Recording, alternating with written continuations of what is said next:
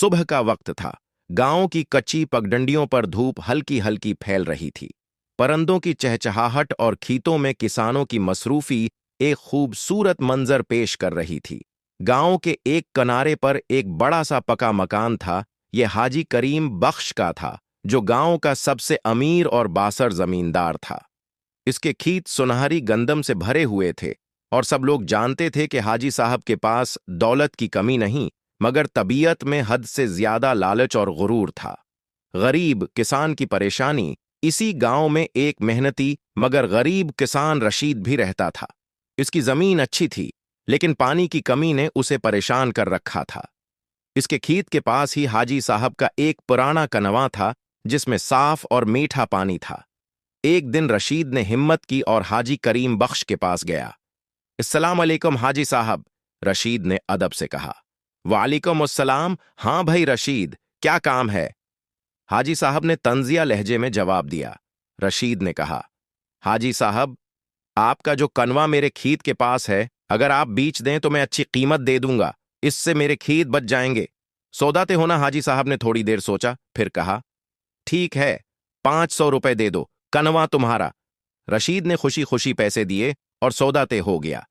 गांव के 2 गवाह भी वहां मौजूद थे। रशीद खुश था कि अब खेतों में पानी आसानी से मिल जाएगा और फसल अच्छी होगी। लालच की चालाकी, अगले दिन जब रशीद पानी लेने आया तो हाजी साहब ने रास्ता रोक लिया। ओए रशीद, कहां जा रहा है? रशीद ने हैरत से कहा। हाजी साहब, अपने कनवे से पानी लेने जा रहा हूं। हाजी साहब हंस पड़े। मैंने कनवा बीचा है, पानी नहीं। पानी तो मेरा है, तुम नहीं ले सकते। रशीद का दिल दहल गया। ये क्या बात हुई हाजी साहब? आपने कनवा बीचा था? हां, कनवा बीचा है, लेकिन इसमें जो पानी है वो मेरा है। जब तक तुम मेरा पानी नहीं निकालते, तुम पानी इस्तेमाल नहीं कर सकते। हाजी साहब ने गुरूर से कहा और चल दिए। रशीद की बेबसी, रशीद कई दिन परेशान रहा। खेत सूखने लगे, फसल बर्बाद होने के करीब थी। आखिरकार वो गांव के बुजुर्गों के पास गया, मगर सब हाजी साहब के असर व रसूख से डरते थे। रशीद ने फैसला किया कि वो शहर जाकर काजी के पास इंसाफ मांगेगा। अदालत में मुकदमा, रशीद काजी की अदालत में पहुंचा। काजी साहब ने बात सुनी और हाजी करीम बख्श को भी तलब किया। हाजी करीम बख्श, ये क्या मामला है? काजी ने संजीदगी से पूछा। हाजी साहब ने बड़े इत्मीनान से कहा, काजी साहब, मैंने सिर्फ कनवा बीचा है, पानी नहीं। पानी मेरा है। काजी का फैसला। काजी साहब ने मुस्कुराकर कहा, हाजी साहब, अगर पानी आपका है तो बराह कर मुझे फौरन अपने कनवे से निकाल लें, ताकि रशीद अपना कनवा इस्तेमाल कर सके। हाजी साहब के चेहरे का रंग बदल गया। लेकिन पानी तो कनवे में ही रहता है, काजी साहब ने सख्त लहजे में कहा।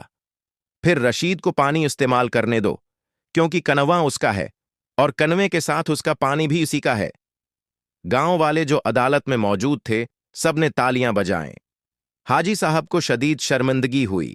इख्तिताम, रशीद ने खुशी खुशी कनवे से पानी लेना शुरू कर दिया। इसकी फसल बच गई। गांव में ये बात फैल गई कि लालच और चालाकी हमेशा इंसान को शर्मंदा करती है।